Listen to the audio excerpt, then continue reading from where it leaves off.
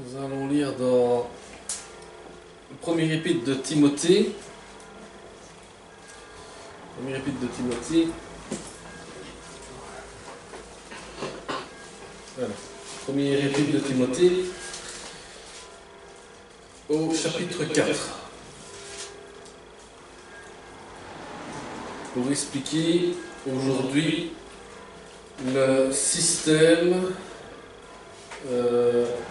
sociologique, comme on dit, dans nos églises aujourd'hui. Comment est-ce que nous sommes arrivés à que des personnes ne sont plus attirées à venir à l'église?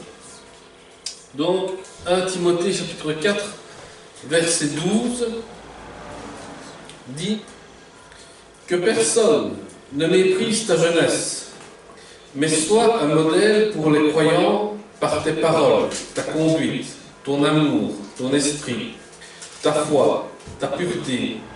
En attendant que je vienne, applique-toi à lire les Écritures de l'Assemblée, à encourager, à enseigner. Ne néglige pas le don que tu as reçu, celui qui t'a été donné d'après une prophétie lorsque le conseil des anciens a posé les mains sur toi. Occupe-toi de ces choses, donne-toi tout entier à elles, afin que tes progrès soient évidents pour tous. Veille sur toi-même et sur ton enseignement. Mets-y de la persévérance, car en agissant ainsi, tu sauveras toi-même ainsi que ceux qui t'écoutent.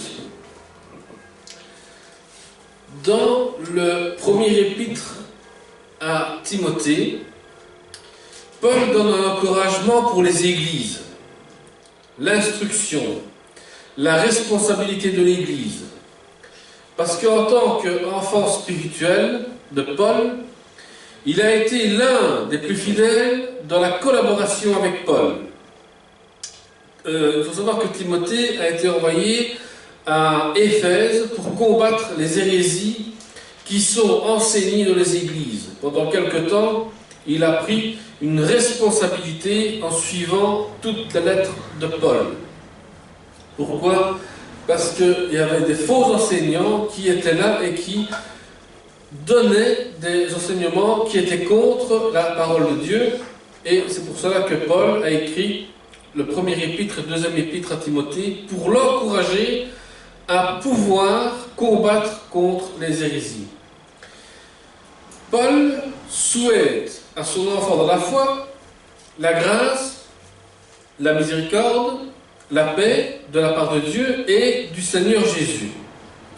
Quand il parle de miséricorde, c'est toujours mentionné à l'égard des individus. Le croyant est vu comme un pèlerin, aux prises avec toutes les difficultés, les misères, les souffrances, les faiblesses rencontrées ici-bas. Voilà comment est-ce que nous sommes vus dans la société d'aujourd'hui. C'est pour ça que je vous dis qu'aujourd'hui, nous allons voir sur la sociologie, comment est-ce que la société nous voit aujourd'hui. Quand on dit qu'on est chrétien, on nous voit comme des pèlerins, on nous voit comme des gens en difficulté, dans la misère, dans la souffrance. C'est une image que les individus, les inconvertis, nous voient en tant que chrétiens. La miséricorde n'est pas souhaitée à une assemblée. L'assemblée est vue telle qu'elle est dans la pensée de Dieu. Non que le côté de sa misère n'existe pas, mais n'est pas considéré dans la salutation. L'épître à Timothée est une lettre personnelle à l'époque, mais en même temps un guide d'organisation et disciplinaire pour l'Église en même temps aussi. Pourquoi? Parce que Paul fait référence aux faux enseignants et aux hérésies. Paul a rendu visite à plusieurs églises d'Asie. Il a remarqué que des fausses doctrines étaient faites par des chrétiens, même en étant avertis par le danger que la fausse doctrine engendre de gros problèmes dans nos églises. Paul a profité de sa période de liberté entre ses deux emprisonnements à Rome pour écrire à Timothée des dangers qui arrivent concernant les fausses doctrines. Quelles sont les fausses doctrines? Ce sont d'abord, la première chose, les hérésies et les faux enseignants. Ceux qui se disent enseignants et qui ne le sont pas. Pourquoi? Parce que enseigner, c'est avoir un don de l'enseignement. Évangéliser, c'est un don que tu as reçu aussi. Personne ne peut enseigner s'il n'a pas reçu le don de l'enseignement. Paul reprend dans une exhortation de Tite 3.9 sur une critique que Paul s'est basé que les hérésies de l'Ancien Testament font de faux enseignants dans l'Église. Ils propagent des lois empruntées au judaïsme dans l'invention où Paul met en garde aussi dans Colossiens chapitre 2. C'est-à-dire que ces faux enseignants prennent la loi de l'Ancien Testament et en font une loi humaine dans leur propre Église pour que les gens suivent la loi de l'homme et non plus la loi de Dieu. Parce que la loi de Dieu, si vous vous souvenez très bien, ce sont les 10 commandements. Tandis que la loi de l'homme, c'est la loi que l'homme se fait lui-même. Ces hérétiques, qu'on appelle ça, arrivent à une doctrine qui ne sauve pas. Parce qu'ils nient la résurrection corporelle, ils donnent une doctrine de secte, se font des chrétiens hétérodoxes, c'est-à-dire que ce sont des chrétiens qui se mélangent avec toutes sortes d'autres sectes pour pouvoir être un grand ministère.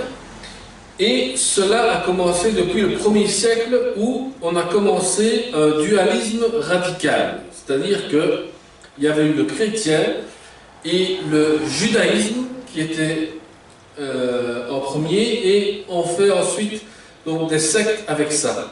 Ils ont fondé une connaissance de mystère divin, rejetant la matière des forces maléfiques, donc ils ne croient pas aux forces maléfiques, et on fait des points de vue théologiques sur une autorité.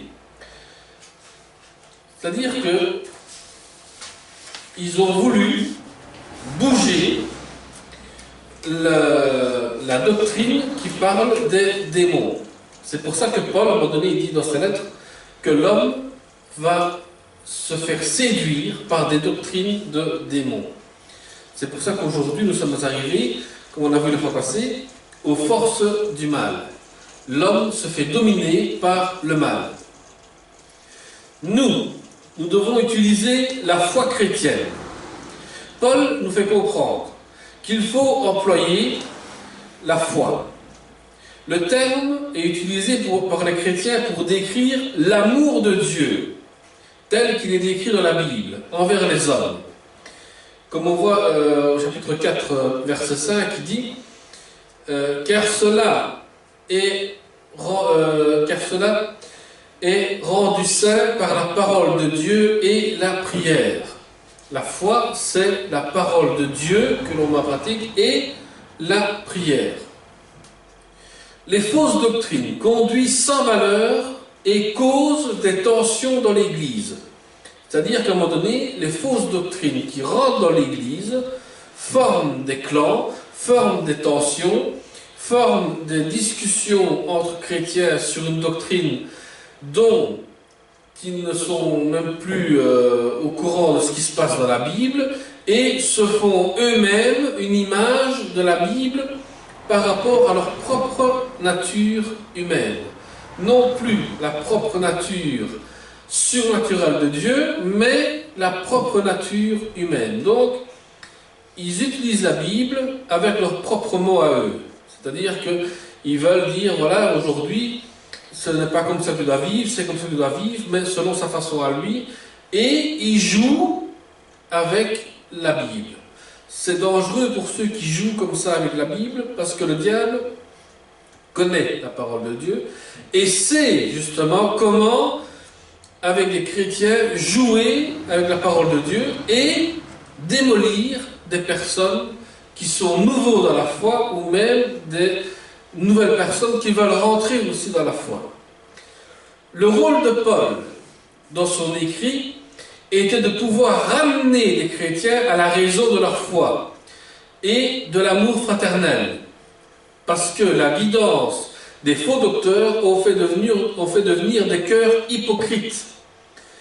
Parce qu'on dit qu'après avoir brièvement défini les notions de la loi humaine, de la loi de Dieu, on s'interroge sur l'autorité de la loi humaine dans le plan de Dieu. La loi humaine est basée sur des droits aux normes juridiques. La loi de Dieu est une question d'enseignement sur des préceptes pour régler notre vie spirituelle, personnelle, sociale. N'oublions pas que le sacrifice de Jésus sur la croix a été aboli et les aspects de rituels et sacrificiels, en accomplissant la loi, il offre le salut pour tout le monde, par son œuvre, par la croix. On ne peut pas toujours déduire le sens d'un terme à partir d'un sens d'un autre terme appartenant à la famille de la même langue.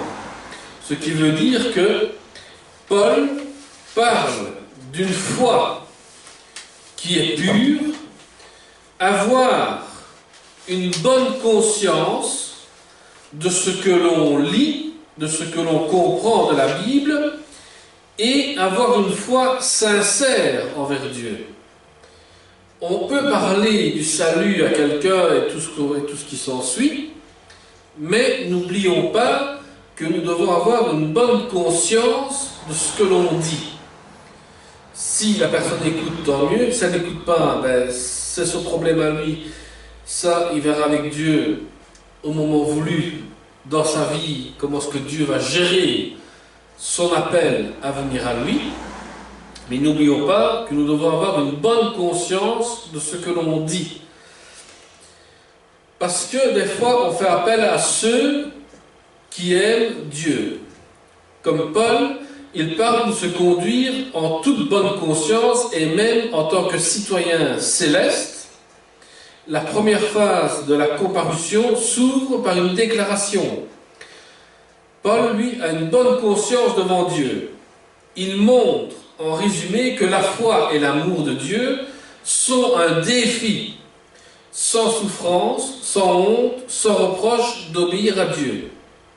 Donc, si on veut montrer que nous avons de la foi, il faut montrer qu'on obéit vraiment bien à Dieu.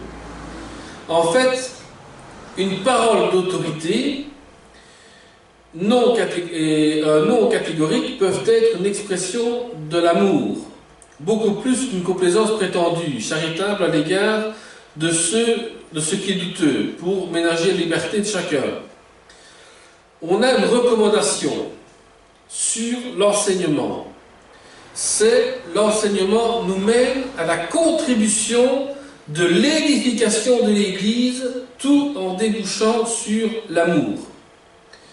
Nous devons enseigner pour édifier l'Église. On n'enseigne pas pour donner des ordres à quelqu'un.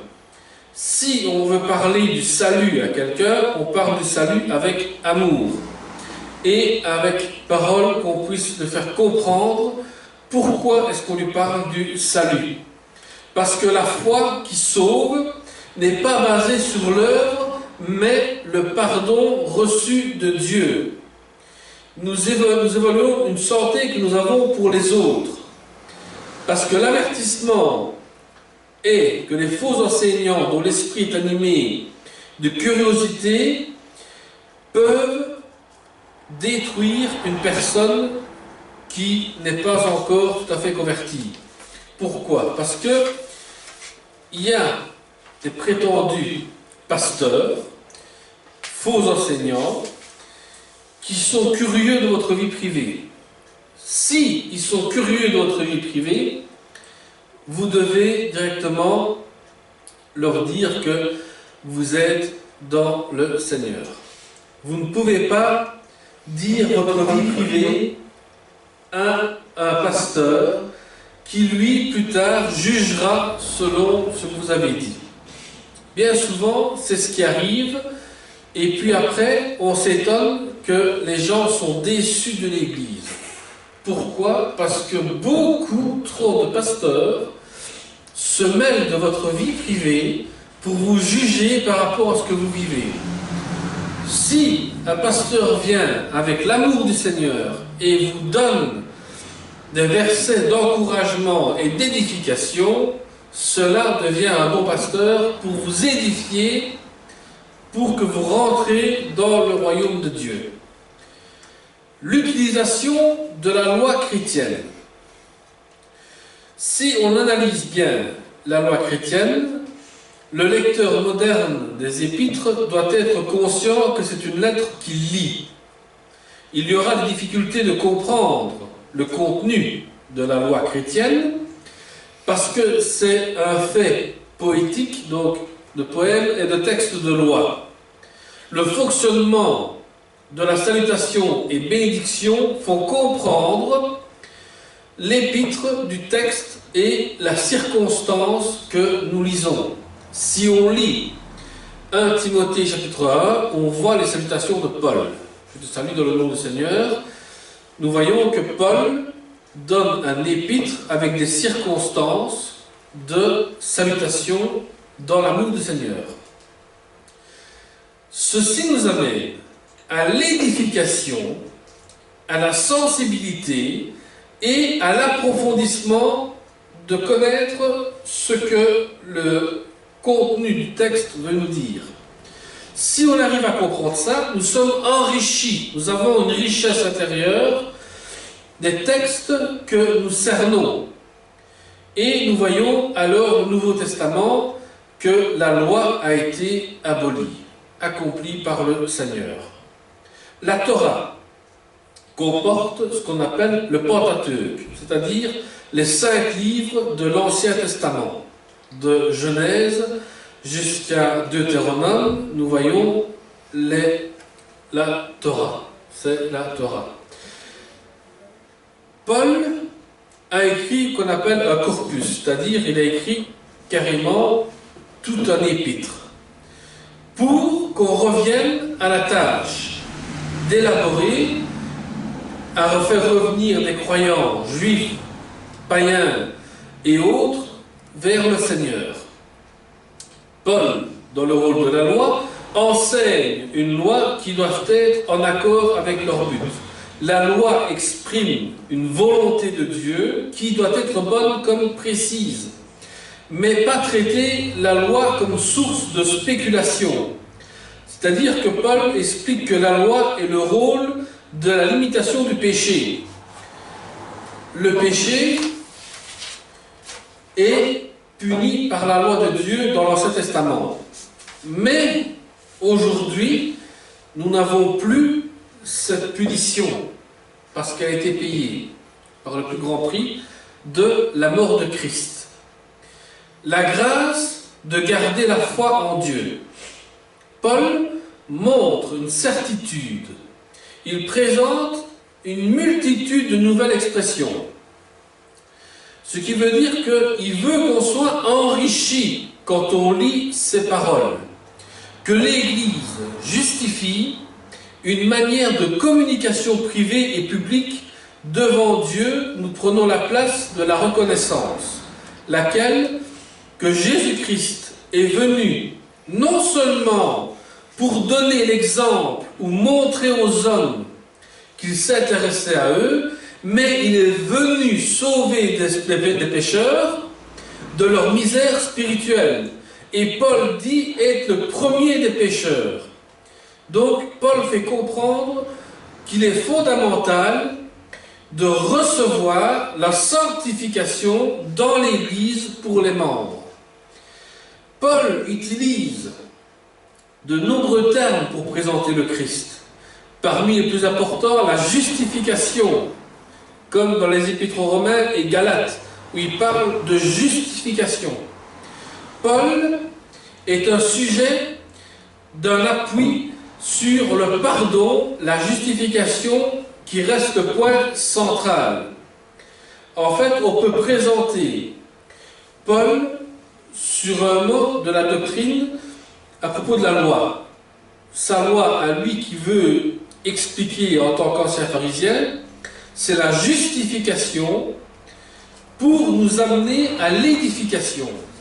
Donc Paul veut que nous puissions demander pardon à Dieu pour que ce pardon soit devenu une justification, parce que le jour où tu fermeras les yeux et tu seras mort, quand tu passeras devant Dieu, il te verra rouge sang, parce qu'il dira, tu as cru à mon fils, tu es justifié, tu es pardonné, tu peux rentrer. Quel que soit ce que tu as commis dans ta vie privée, ça ne nous regarde pas, ça regarde toi et Dieu.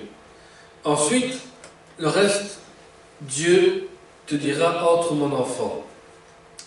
Mais la préoccupation de Paul, dans son message, c'est une image. Il montre une attitude de comment prononcer un évangile, que les autres croient en l'évangile reçu. Donc, il fait une réflexion sur la divinité de la grâce et l'amour de Dieu. L'évangile prêché par Paul n'était pas d'origine humaine, mais qu'il a reçu directement du Seigneur. Quand on veut annoncer l'évangile, il faut que ça vienne du Saint-Esprit. Pas seulement parce que tu rends visite à quelqu'un que tu dois directement faire ton comédien de chrétien. Non, ça ne marchera pas. Si le Saint-Esprit te pousse à dire et faire des choses selon ce qu'il te demande de faire, eh bien fais-le. En cherchant à comprendre ce que Paul veut dire dans sa théologie, c'est la souveraineté et la grâce de Jésus-Christ. Paul aime toujours expliquer en termes la souveraineté de Dieu, que Dieu est souverain, que Dieu donne par grâce. Sa définition, ça nécessite une confiance personnelle dans le Christ. Parce que ce n'est pas une simple croyance ou des faits concernant, on parle d'une foi, la foi qui sauve, et devient encore un terme de confiance, de croyance que nous avons dans le Seigneur. Et tout ça nous amène à quelque chose. Quand les gens viennent dans l'Église, Paul donne une attitude aux hommes et aux femmes de la communauté. Paul apporte un enseignement au niveau de la prière, dans l'assemblée. Le mystère de la raison, de la compréhension des choses, la prière est le repos de la conviction de l'appel envers Dieu. Quand tu pries, c'est un appel que tu fais envers Dieu. Il est le cœur de l'Évangile. La prière reste l'enseignement de la puissance divine.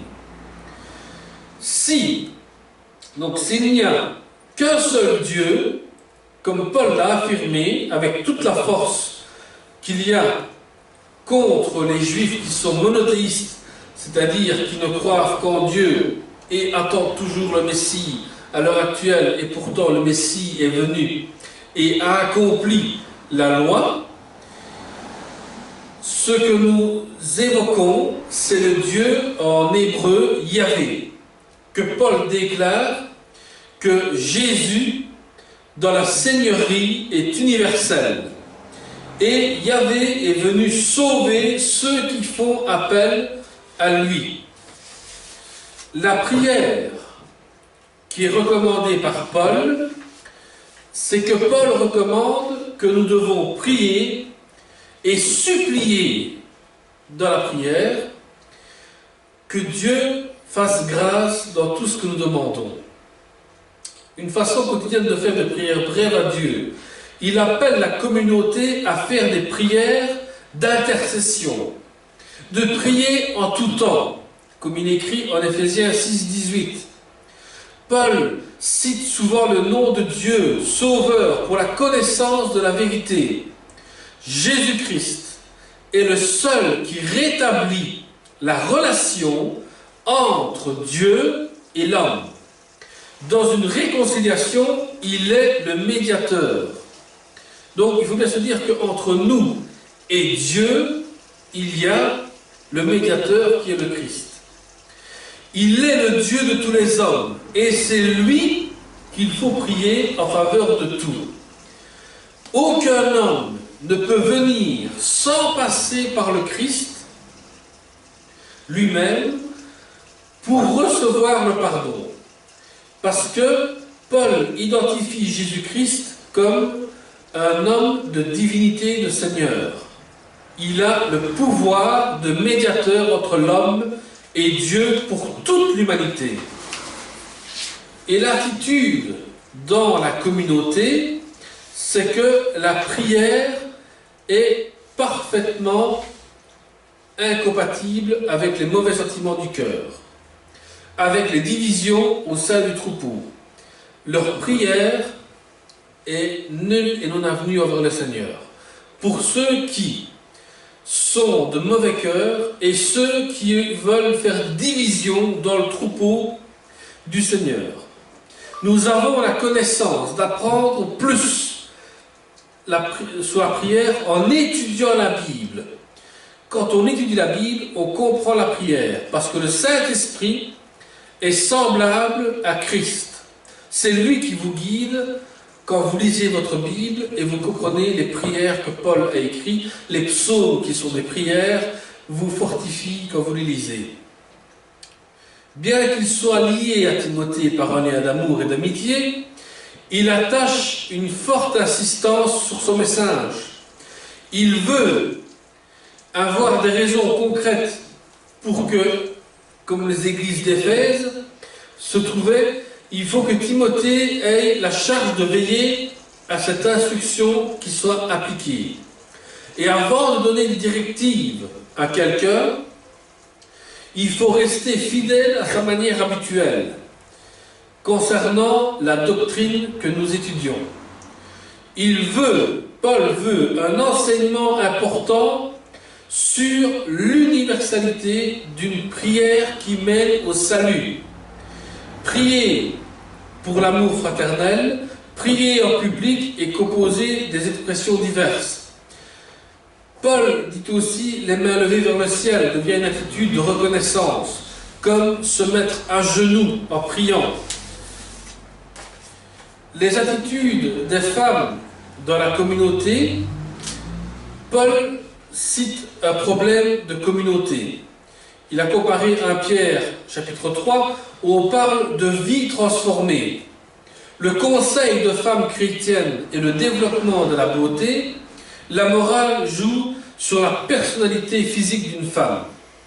Ce que Paul dit dans les attitudes des femmes dans les églises, c'est que, comme on voit bien souvent dans les églises, des femmes habillées de façon très sexy pour attirer les hommes empêchent la prière, parce que l'homme va regarder tout le temps la femme qui est habillée sexy.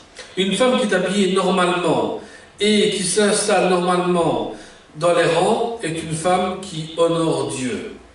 Une femme qui est invitée à prier dans l'église, apporte aussi une édification dans l'église. Pourquoi ? Parce qu'une femme qui a été mariée, une femme qui a des enfants, prie selon le cœur d'une mère et le cœur d'une femme pour édifier non seulement sa famille, mais aussi pour édifier l'Église. C'est pour ça que Paul n'interdit pas la femme de prier dans l'Église. Et concernant la femme et l'enseignement, les femmes sont là aussi pour exhorter. Elles sont là pour nous apprendre à enseigner. Et aussi, sa conduite dans l'Église doit être un silence pour les autres, parce qu'il est possible, à une condition, qu'elle peut exercer une foi occasionnée d'enseigner, tandis qu'elle rend un service à Dieu, mais elle ne peut pas être un docteur en théologie. Mais elle peut enseigner et exhorter. Pourquoi?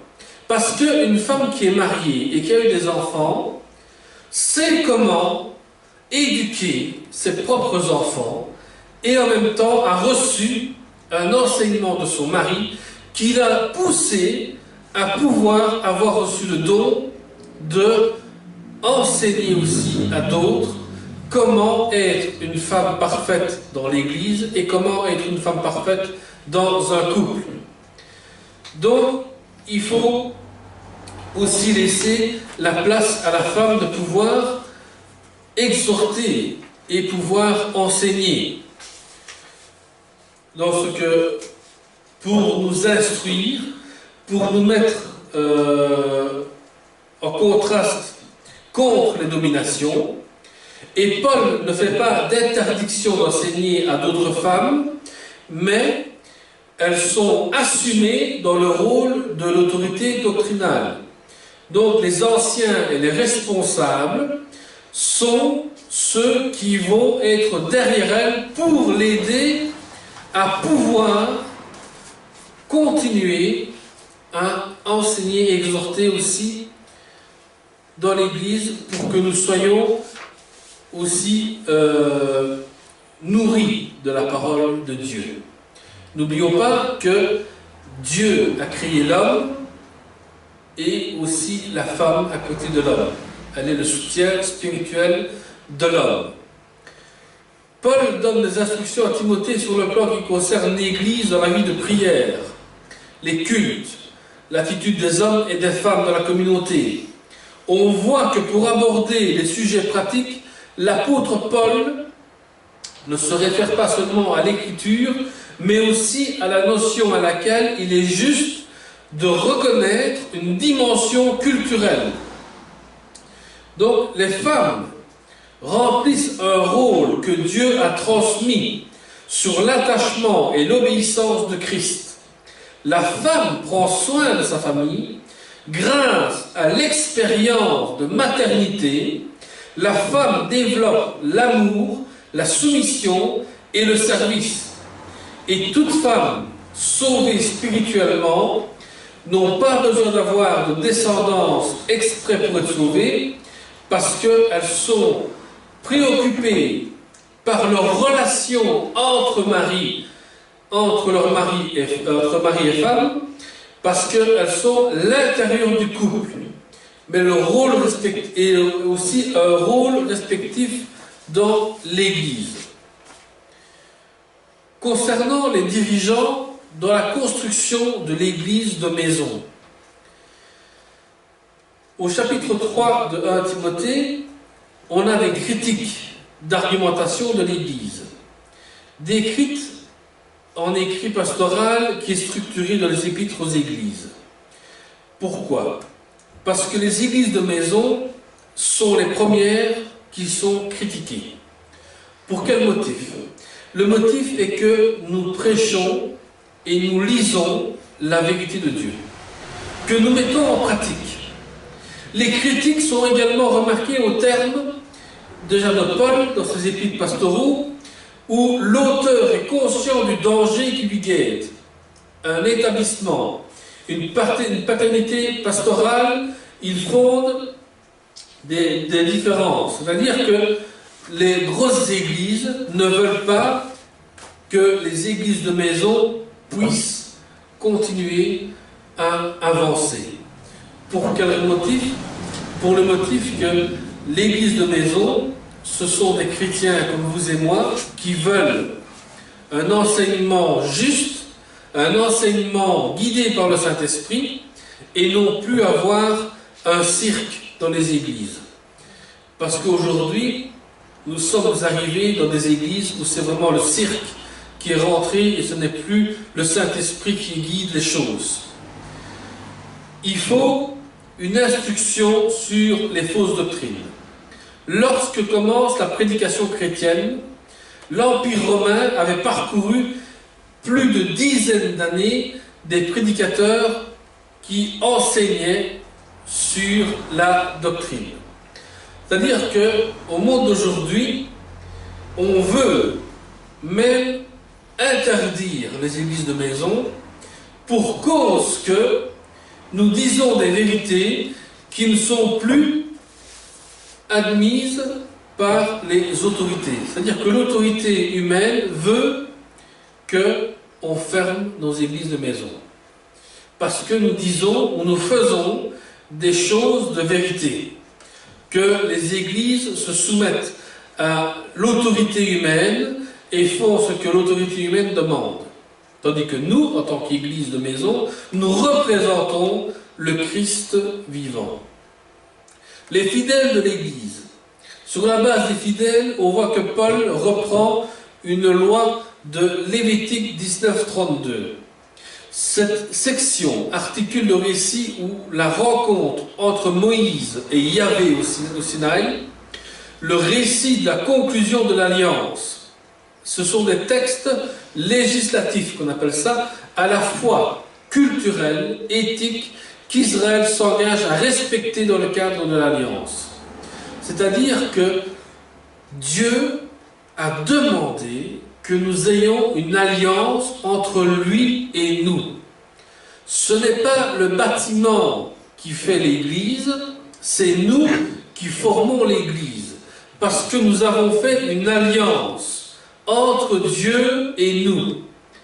Et Paul donne une définition d'une forme dans Tite 2:6 qui dit que les données concernées sont prioritairement sur le Nouveau Testament.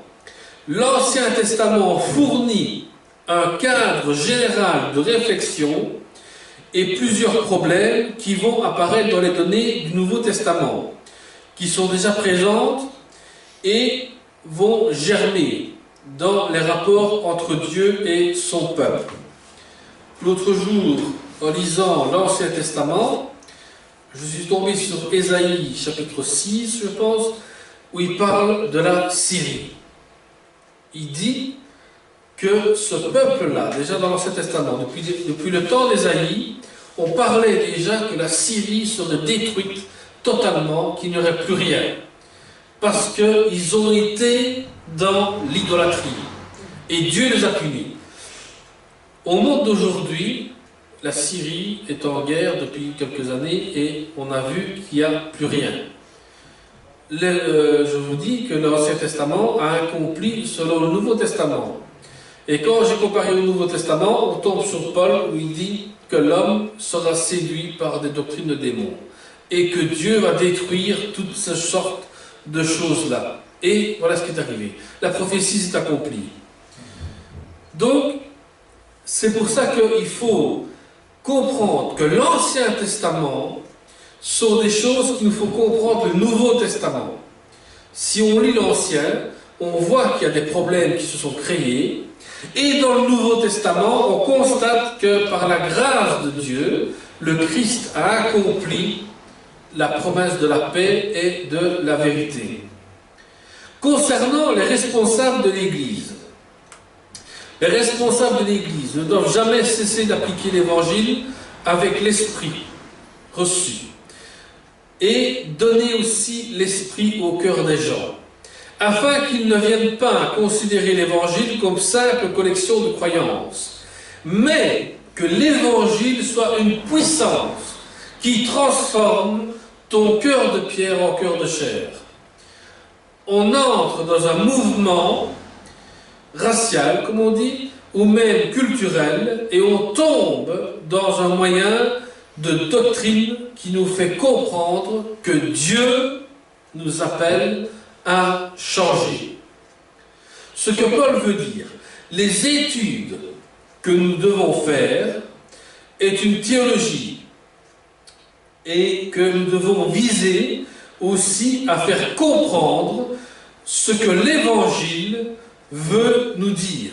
Nous devons annoncer l'Évangile pour vous faire comprendre ce que Dieu veut vous dire. Des fois, il y a des prises de distance. Les lettres de Paul laissent entrevoir des problèmes dans les communautés. On s'approche dans une sociocritique, qu'on appelle ça. Ça détermine la connaissance de la communauté. Et Paul provoque la croix. Il fait comprendre que nous sommes attachés aux valeurs du monde et il faut demeurer fondateur de l'Évangile. C'est-à-dire que ceux qui prennent des distances sont encore attachés à quelque chose qui ne font pas, qui sont encore en communion, en relation avec le Seigneur. Ce qui fait que on oublie que nous sommes attachés à la croix de Christ. Ce qui veut dire qu'à un moment donné, quand tu as été baptisé, tu as donné ta vie au Seigneur. Et ta vie au Seigneur a fait que tu sois transformé. Tu es attaché à la croix avec lui. Tu es, je vais dire, mort de ton ancienne vie pour renaître ta nouvelle vie.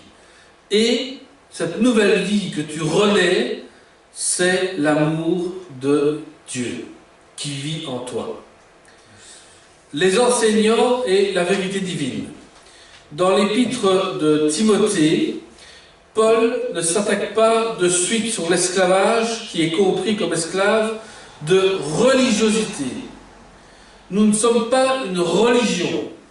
Nous sommes des chrétiens qui vivent le Christ chaque jour, qui vit avec Dieu dans son amour et sa fidélité.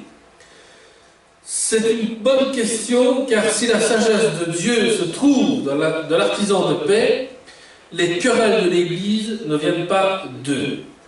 S'il y a des querelles dans l'Église, ce n'est pas par rapport à l'amour de Dieu. Ce sont des gens qui n'ont pas encore donné leur vie au Seigneur. S'il y a des querelles dans l'Église, c'est à cause de l'enseignant qui, lui-même, n'est pas capable d'enseigner l'Évangile correctement. Le combat de la foi. Des questions surgissent qu'un groupe de personnes fondées sur les Écritures n'est pas d'accord avec un autre groupe fondé sur les mêmes Écritures.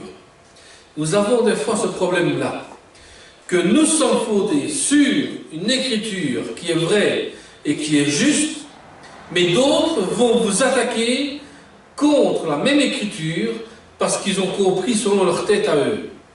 Et le problème est là. Et c'est là qu'on a le combat de la foi.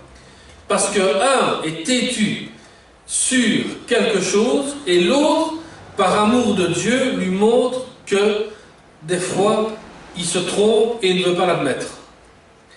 Il faut avoir une bonne identification sur la base de la parole que vous avez lue. Avoir une bonne interprétation sur la Bible. Paul utilise une action de fuir pour la recherche de pouvoir combattre le bon combat, saisir la foi dans l'intervention de Dieu. La foi doit être active dans l'engagement du service de Dieu, en ayant une discipline et une obéissance à la parole de Dieu. Pour conclure, proclamer ses droits n'est pas biblique. C'est-à-dire que j'ai le droit de dire ceci, j'ai le droit de faire cela. Non, les droits ne viennent pas de toi, les droits viennent de Dieu. Seul Dieu sait comment nous devons nous conduire. L'orgueil ne s'est pas enlevé et la mission est d'annoncer la parole de Dieu. Il faut bouger notre orgueil pour annoncer la parole de Dieu. Certains pensent que Paul expose non seulement sa manière de présenter l'Évangile, mais il justifie son comportement, ses critiques. Paul est basé sur la loi de la Torah, pour un seul objectif, la discipline. La vie chrétienne doit être un travail soutenu. Le renoncement de soi-même, la lecture, la prière, les points importants du ministère.